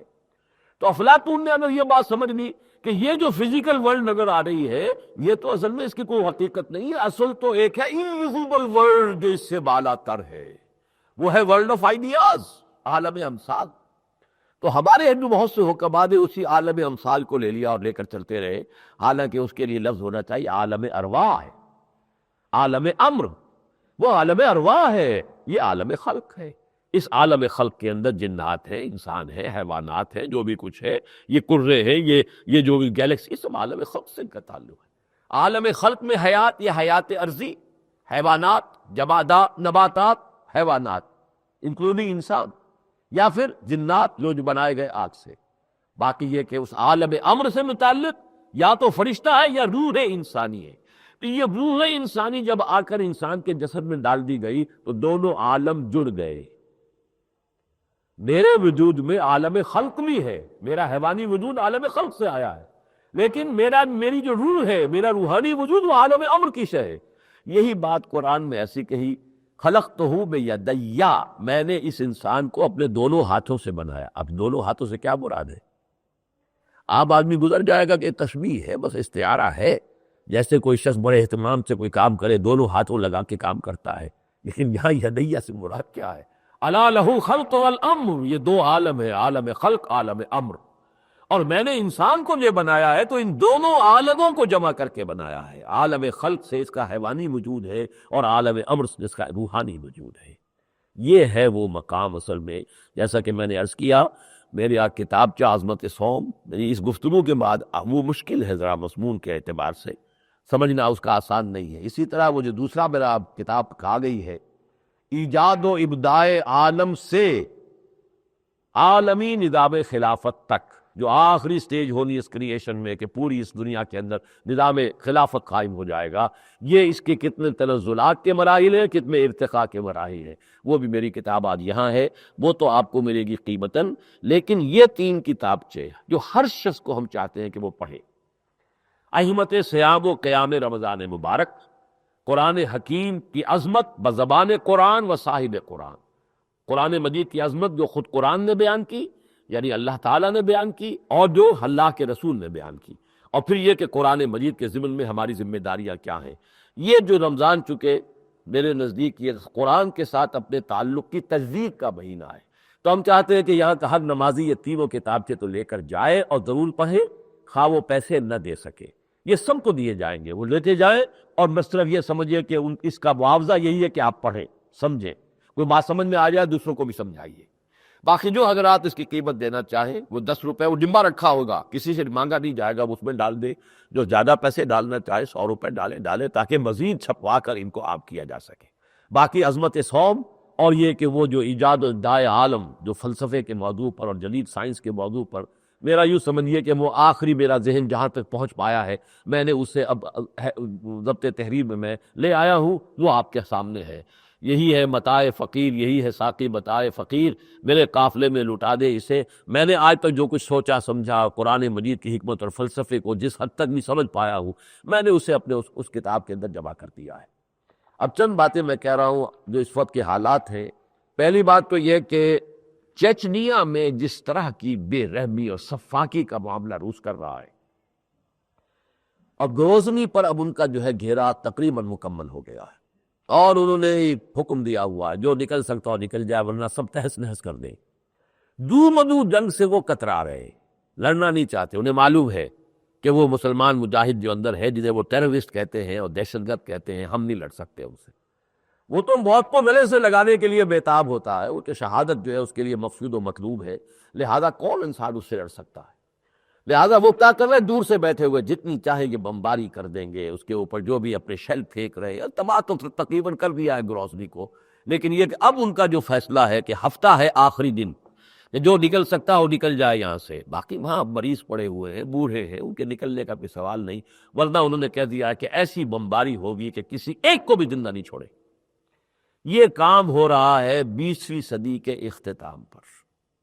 یہ ہے ترقی جو انسان نے کی ہے، یہ ہے تمدن، یہ ہے تہذیب جس کا بڑا شہرا ہے اور بڑا غرہ ہے نوع انسانی کو۔ اور حال یہ ہے کہ امریکہ ہے یا مغرب ہے، وہ بھی سوائے زبانی کلامی یہ نہ کرے یہ نہ کرے، ہاں جنگ تو ٹھیک ہے، وہ ٹھیک ہے، وہ ٹیررسٹ کے خلاف تو کرنی چاہیے، ٹھیک ہے، لیکن یہ کہ یہ جو سویلین مارے جا رہے ہیں یہ نہیں ہونا چاہیے، زبانی کلامی کے سوا کچھ نہیں۔ لیکن اس زبانی کلامی کا بھی وہ رد عمل لیا ہے روس نے کہ حالانکہ وہ تقریباً مرنے کے برابر ہوا ہے، اگر آپ نے دیکھا ہو ٹیلی ویژن پر جو اس کی شکل ہے، چہرہ پھولا ہوا ہے، برا حال ہے، جیسے لاش پھول جاتی ہے مرنے کے بعد، کس طرح نظر آتا ہے یلسن، لیکن اس حالت میں بھی اس نے سفر کیا ہے، چائنا گیا ہے، اور اب یہ دو جو ہے دنیا کے اندر وہ پرانی کمیونسٹ قوتیں جو ہے چائنا اور رشیا، یہ ایک دوسرے کے ساتھ مل گئے، جس طرح کلیئر آل آؤٹ سپر ہی ہے چائنا نے، حیران کن ہے، اور جس طرح وہ دونوں نے دھمکی دی ہے ویسٹ کو کہ ہم پر دباؤ نہ ڈالے، اس لیے کہ ہم ایٹمک پاور ہے، ہمارے پاس ہمارا سارا اسلحہ خانہ جو ہے ایٹمی میں موجود ہے، یعنی گویا کہ وہ ایٹمک جنگ کی بھی دھمکی دے رہے ہیں کہ ہمارے معاملے میں دخل اندازی نہ کرو، اب جس طرح چاہے کرے، یہ ہمارا دونی معاملہ ہے۔ اس کی وجہ بھی سمجھ میں آتی ہے، ایسا ہی معاملہ خود چین کے ساتھ بھی تو ہے، ایک بہت بڑا صوبہ ہے چین کا جس میں اکثریت مسلمان ہے، سنکیان، یہ کاشغر اور یہ سارے علاقے پرانی اسلامی تہذیب کے جو مراکز ہیں، یہ سنکیان میں تو گئے، اور وہاں پر بھی مسلمانوں کے اندر اب ایک احیاء اسلام کی تحریک موجود ہے، اور پچھلے دنوں بڑا زبردست کریک ڈاؤن کیا ہے چائنیز سے، یہاں تک کہ جو بچے وہاں کے آئے ہوئے تھے یہاں پاکستان کے مدرسوں میں دینی تعلیم حاصل، ان سب کو یہاں سے واپس لے کے گئے ہیں، اور ہمارے کیونکہ ان کے ساتھ دوستانہ تعلقات ہیں تو ہماری حکومت نے سب کو بچوں کو اور ان سب کو لے آتے انہوں نے قتل کر دیا وہ کہ یہ وہاں سے مذہب کی چھوٹ لے کر آئے ہیں، اور ہمارے ہاں جو ہے یہ مذہب کی چھوٹ لگے گی تو ہمارے لیے مسئلہ ہو جائے گا۔ یہ بڑی ہی اندوہناک صورت ہے، لیکن سوال یہ ہے کہ رحمتیں ہے تیری اغیار کے کاشانوں پر، برق ملتی ہیں تو بیچارے مسلمانوں پر، کیا وجہ ہے ساری دنیا میں ستم کے پہاڑ ٹوٹ رہے ہو کشمیریوں پر، بوسنیا پر قیامت گزری، کوسووا پر قیامت گزری، اب چچنیا پر تو قیامت آخری درجے کی ہو رہی ہے، ورنہ وہاں پر کم سے کم ایک سٹیج پر آ کر تو کچھ دنیا کی دوسری طاقتیں جو ہے انہوں نے کچھ دخل وخل دیا، لیکن یہاں تو یہ ہے کہ وہ دھڑلے سے کہہ رہے ہیں کہ ہم نے ایک آدمی کو بھی زندہ نہیں چھوڑنا، تہس نہس کر دینا اور سب کرنا تو بارش برباد سے، ہم جنگ کرنے کے لیے تیار نہیں۔ پھر عراق کے ساتھ جو کچھ ہو رہا ابھی تک ہو رہا، 10 سال ہونے کو آ گئے، اس کا وہ بائیکاٹ ہے، بچے وہاں بڑھ رہے ہیں، ادویات نہیں ہے، خوراک نہیں ہے۔ سودان پر جس طریقے سے حملے کیے تھے، ان کی دوا سازی کا کارخانہ جو ہے تباہ و برباد کر دیا، جو افغانستان پر پھینکے گئے، فلپائن میں مسلمانوں کے ساتھ جو کچھ، یہ کیوں ہو رہا ہے؟ سوچنے کی بات ہے، اللہ نے کیوں چھوٹ دے رکھی ہے دنیا؟ اصل میں ہم مجرم ہیں اللہ کے، ہم پوری دنیا میں کہیں بھی نوع انسانی کو دکھا نہیں سکتے کہ دیکھو یہ ہے اسلام، اسلامی نظام۔ ہم اللہ کے نمائندے ہیں زمین پر، اللہ کی کتاب ہمارے پاس ہے، اللہ کے نبی کے نام لیوا ہم ہیں، ہمیں دنیا کے سامنے اسلام پیش کرنا تھا، اس کا عملی نمونہ پیش کرنا تھا، اور ہم نے یہ نہیں کیا۔ وَمَنْ أَظْلَمُ مِمَّنْ كَتَمَ شَهَادَةً عِندَهُ مِنَ اللَّهِ۔ اب رات جو ہم نے قرآن شریف کا حصہ پڑھا اس میں آخری آیت یہی تھی، ان سے بڑھ کر ظالم کون ہوں گے جن کے پاس اللہ کی طرف سے گواہی ہو اور اسے چھپا لے۔ آج ہم چھپائے بیٹھے ہیں، کہیں دنیا کو ہم دکھا سکتے ہیں یہ دین ہے، یہ اسلام؟ لہذا جو یہودیوں پر عذاب آیا تھا، یربت علیہم الذلۃ والمسکنۃ وباؤوا بغضب من اللہ، آج وہ ذلت اور مسکنت ہم پر ہے۔ بہرحال اس کا اگر شعور بھی ہو جائے، احساس بھی ہو جائے تو غنیمت ہے کہ یہ سب کچھ کیوں ہو رہا ہے۔ لیکن یہ کہ ایک ملک بنا تھا پاکستان، اس دھڑلے کے ساتھ اور اس تنتنے کے ساتھ اور اس دعوے کے ساتھ اور اس اعلان کے ساتھ کہ ہر روز مثالی اسلامی ریاست دنیا تو قائم کر کے دکھائے گی، اسلام کے نام پر ملک میں یا لاکھوں آدمی مارے گئے، ہزارہا عصمتیں لوٹ گئیں، 1 کروڑ کے قریب انسان ادھر سے ادھر، ادھر سے ادھر، پوری تاریخ انسانی میں اس طرح کا ایکسچینج آف پاپولیشن کبھی نہیں ہوا جیسا کہ اس وقت ہوا تھا۔ لیکن ہم نے کیا کیا؟ اور اب جس جگہ ہم پہنچ گئے ہیں، میں بڑے دکھ کے ساتھ کہہ رہا ہوں کہ محسوس ہوتا ہے کہ ہماری موجودہ حکومت بڑے ہی دھیمے لیکن سٹل انداز میں خالص سیکولرزم کی طرف بڑھ رہی، مذہب سے کوئی سروکار نہیں، کوئی تعلق نہیں، خالص سیکولر۔ جن لوگوں کو جمع کیا گیا ہے ان میں سے کوئی بھی مذہبی ذہن کا، مذہبی مزاج کا نہیں، خالص سیکولر ذہن۔ اور جہاں سیکولرزم آتا ہے، یہ نوٹ کر لیجئے، وہاں جو مائنورٹیز ہوتی ہیں وہ پلپتی ہیں، اس لیے کہ ظاہر بات ہے اگر مذہب کا معاملہ ہوگا تو جو مسلمان اکثریت کے اندر ہے، سنی مسلمان اکثریت کے اندر ہے، پھر ان کی بات چلے گی نا۔ سیکولر ہوگا تو مذہب کی بات چلنی نہیں، سنی اکثریت ہوا کرے، باقی یہ کہ جو مائنورٹیز ہے ان کو عیش ہے۔ اور اس وقت جو سب سے زیادہ گھناؤنی اور سب سے زیادہ زہریلی اقلیت ہے وہ ہے قادیانی، اور اسے فریب ہو رہا ہے اس وقت۔ چنانچہ یہ میں تو اصل میں اس طریقے سے مانیٹرنگ کر نہیں رہا ہوں ان واقعات کی، لیکن مجھے بتایا گیا کہ اس موقع پر جو حلف لیے گئے، کیونکہ جو اصل حلف ہمارے دستور میں لکھے ہوئے تو اس میں تو وہ قادیانی مسئلہ آ چکا تھا، اس میں حلف اٹھاتے ہوئے جو ہے اس سے برات کرنی پڑتی تھی، لیکن یہ کہ اب جو حلف لیے جا رہے ہیں وہ اس دستور کے حوالے سے تو ہے نہیں، اس میں سے وہ قادیانیت کی نفی والا حصہ نکال دیا گیا۔ گویا کہ اس وقت اس ملک کے اندر اب قادیانیت کو فروغ حاصل ہو رہا ہے، ان کو بڑے بڑے عہدے مل رہے ہیں، ان کی حیثیت جو ہے بڑھ رہی ہے، اور وہ بہت منظم ہے، اس میں کوئی شک نہیں۔ ان کے جو خطبات ہیں، پوری دنیا ان کے پیچھے ہے، امریکہ ان کے پیچھے ہے، برطانیہ ان کے پیچھے ہے، پوری دنیا انہیں سپورٹ کرتی ہے۔ برطانیہ کا تو وہ جو ہے خود غلام احمد قادیانی نے جس طریقے سے قصیدے پڑھے تھے اور جس طریقے سے کہ برطانیہ کو اپنی وفاداری کا یقین دلایا تھا، تو تاریخ کا حصہ ہے، کتابیں چھپی ہوئی ہیں، مجلس تحفظ ختم نبوت نے وہ ساری چیزیں شائع کی ہوئی ہیں، جس کی بنا پر کہ عدالتوں نے انہیں غیر مسلم قرار دیا، وہ تو بعد میں جو ہوا ہمارے ہاں، اور جو بھٹو صاحب کے زمانے میں جو ہماری اسمبلی نے غیر مسلم قرار دیا، اس سے بہت پہلے عدالتیں قرار دے چکی تھی کہ یہ مسلمان نہیں۔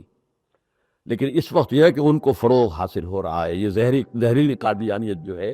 لیکن میں یہ کہنا چاہتا ہوں کہ موجودہ حکومت کو عوام کی خاموشی سے دھوکہ نہیں کھانا چاہیے۔ کسی وقت یہ خاموشی کسی بڑے طوفان کا پیش خیمہ بن سکتی ہے۔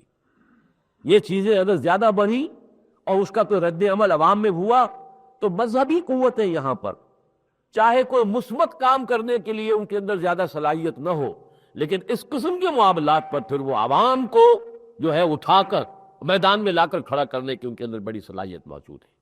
سن 53 کی اینٹی قادیانی موومنٹ کو یاد کرے، پھر سن 74 کی اینٹی قادیانی موومنٹ کو یاد کریں، جس میں اس وقت چونکہ ایک سیاسی حکومت تھی اور وہ سیاسی حیوان تھا جو ذوالفقار علی بھٹو، اس نے تیور دے لیے تھے لوگوں کے کہ اگر میں نے اب اس راستے کے اندر میں رکاوٹ بنا تو یہ سیلاب بہا کر لے جائے گا مجھے.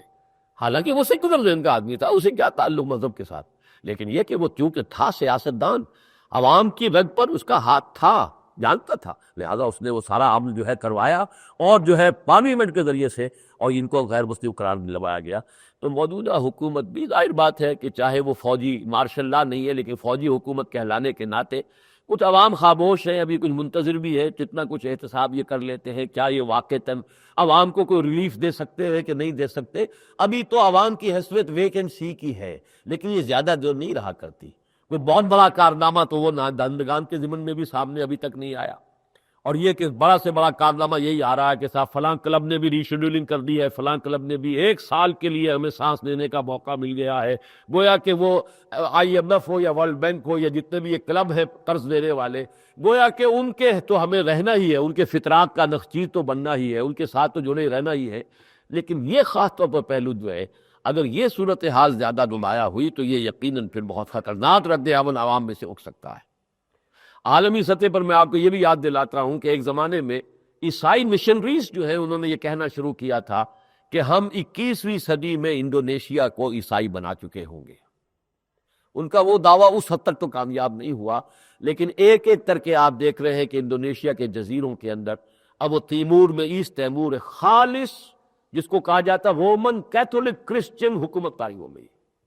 یہ جو خانہ علاقہ تھا مسلمانوں کا تھا پورا علاقہ، اور اب پاکستان در سے 2 لخت ہوا تھا. جب پاکستان ایک تھا تو دنیا میں سب سے زیادہ مسلمانوں کی آبادی پاکستان میں تھی، یہ سب سے بڑا مسلمان ملک تھا.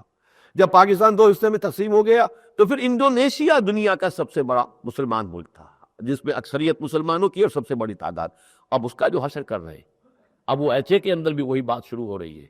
تو گویا کہ یہ جو عیسائی قوتیں ہیں ایک طرف وہ گھیرا اپنا تن کر رہی ہیں مسلمانوں کے گرد، دوسری طرف یہ کہ جو یہ پرانی کمیونسٹ جو ہے 2 بڑی بگ پاورز ہیں، دونوں جو ہے وہ سیکیورٹی کونسل میں ہیں، دونوں کے پاس ویٹو بھی موجود ہے، دونوں کے پاس ایٹمی ہتھیارات کے ذخائر جمع ہیں، یہ دونوں کے دونوں جو ہے بغل گیر ہو رہے ہیں. بس ایک اچھی خبر اگر کہیں سے سننے میں آئی تھی تو وہ یہ کہ افغانستان کی جیسے ہی سینکشن شروع ہوئی تو ایران نے اپنا اس کے سرحد کھول دی کہ ٹھیک ہے تم ہمارے بھائی ہو، یہاں سے جو چیز لینی ہو لے جاؤ. ہم نے بھی اللہ کا شکر ہے کہ ان سیکشنز کے اندر ابھی تک ہم نے کوئی ایکٹیولی پارٹیسپیٹ نہیں کیا ہے. اور اب جو دورہ کیا ہے مشرف صاحب نے، یہ جو ایران ہو کر میں سمجھتا ہوں یہ بھی وقت کی بہت بڑی ضرورت تھی. اور یہ بھی اچھی بات ہے کہ صاف کہا گیا ہے کہ کچھ غلط فہمیاں ہمارے مابین پیدا ہو چکی تھیں. خام کا چیزوں کو چھپا کر رکھنے کا فائدہ کیا ہے؟ بلا کر جو ہے وہ غلط فہمیاں رفع کی جائیں اور جو ہے جو بھی ان کا ازالہ کیا جائے، شکایتوں کا ازالہ کیا جائے، تو یہ بھی میرے نزدیک اچھی موو ہے. اس لیے کہ جو مستقبل میں دیکھ رہا ہوں واللہ عالم، کیونکہ وہ تو یہی ہے کہ اب اس پورے سیلاب کا مقابلہ کیوں ایک ہی صرف خطہ ہے، یہ 3 ممالک پر مشتمل، پاکستان، افغانستان، ایران. یہ اگر ایک بلاک بن جائیں گے تو یہ سارے دشمنان دین و ملت جو ہے ان کا مقابلہ کر سکیں گے. یہ آخری چٹان، جیسے کہ وہ حجازی صاحب کا ناول تھا، ان کا نسیم حجازی کا آخری چٹان، گویا کہ یہ آخری چٹان ہے. یہ 3 ملکوں کا ایک بلاک، اللہ کرے کہ وہ بلاک بنے. تو میں سمجھتا ہوں کہ ان کا دورہ جو ایران کا اس اعتبار سے، جس میں خاتمی صاحب سے بھی ملاقات ہوئی، حالانکہ وہ شدید بیمار تھے، اور یہ کہ خامنہ ای صاحب سے بھی ملاقات ہوئی، اچھی بات ہے. کوئی غلط فہمیاں ہیں، مس انڈرسٹینڈنگ سے ان کو رفع کیا جائے. باقی اس وقت جو کچھ ہو رہا ہے، اصل میں اس ملک کا پس منظر جو ہے موجودہ حکومت کو سامنے رکھنا چاہیے. اس کی بنیاد اسلام ہے، یہ مضبوط ہوگا تو اپنی جڑ پر ہوگا. کوئی اور سہارے جو ہے وہ IMF ہو، ورلڈ بینک ہو، کوئی اور ہو، امریکہ ہو، غالباً امریکہ نے جب دیکھا ہے اس حکومت کا ٹرینڈ سیکولر، اسی وجہ سے اس نے اپنے موقف میں نرمی کر لی ہے. انہیں تو دشمنی اسلام سے ہے، باقی تو کسی شخصی دشمنی نہیں، نہ کسی سے شخصی دوستی ہے. اگر آپ ان کی پالیسی کے مطابق جو ہے چلیں گے، ان کے رنگ میں اپنے آپ کو رنگ جائیں گے تو ٹھیک ہے. آپ ملٹری کی حکومتوں کچھ بھی انہیں کوئی پرواہ نہیں ہوتی، اپنے فائدے کے لیے وہ مارشل کھلا مارشل لا کے ساتھ بھی تعاون کر سکتے ہیں. بہرحال یہ حالات ہیں جن میں کہ ہمیں اصل میں تو جو سبق سیکھنا ہے وہ یہ ہے کہ اس ملک کو اس مہینے کی 27ویں شب میں 54 برس ہو جائیں گے اس ملک کو وجود میں آئے ہوئے. ابھی ہماری اسلام کی طرف روز اول لخت والا معاملہ ہے. اس کے لیے ظاہر بات ہے کہ افراد جو ہے وہ پہلے اپنے اندر جان پیدا کریں، قوت پیدا کریں، ایمان پیدا کریں، اور اللہ تعالیٰ کے لیے، اس کے دین کے لیے جینے اور مرنے کے لیے اپنے آپ کو وقف کرنے کا فیصلہ کریں، تبھی کوئی بات آگے بڑھے گی۔ اقول قولی ھذا واستغفر اللہ لی ولکم ولسائر المسلمین والمسلمات۔ 2 منٹ تشریح رکھیے ذرا۔ میں نے 2 جمعے قبل جو ہے اعلان کیا تھا، ہمارے ایک نمازی ہیں، بوڑھے بزرگ ہیں پرانے، ظہور احمد صاحب، ان کی سماعت جواب دے گئی ہے اور یہ چاہتے ہیں کہ انہیں وہ آلہ خرید کے دے دیا جائے۔ آلہ سماعت جو ہے وہ غالباً کئی ہزار روپے کا آتا ہے۔ آپ ذرا اٹھ کر دروازے میں چلے جائیں، آپ اٹھ کر وہاں چلے جائیں دروازے میں، آپ حضرات ان کو دیکھ لیں، اس لیے کہ کسی نے توجہ نہیں کی انہوں نے اس سے پچھلے جمعے میں۔ باقی تنزل اور ارتقاء کے مراحل اور عظمت صوت کے کتابچے دستیاب ہیں، اور ندائے خلافت اور حکمت قرآن کے بھی شمارے موجود ہیں۔ گزشتہ جمعۃ المبارک اور آج کے خطابات کے کیسٹ بھی اسٹار پر مل جائیں گے۔ 3 کتابچوں کے اس سیٹ کے بارے میں اعلان کر چکا ہوں کہ یہ یہاں سب کو دیے جائیں گے، پڑھیں، جو چاہیں اس کے 10 روپے وہاں ڈبے میں ڈال دیں، نہ چاہیں کوئی بات نہیں، لے جائیں پڑھیں، یہی اس کی قیمت ہے، اور وہ لوگ چاہیں اس میں زیادہ پیسے ڈال دیں تاکہ مزید ان کو چھپوا کر لوگوں میں عام کیا جا سکے۔ بس اب سنتیں پڑھیں۔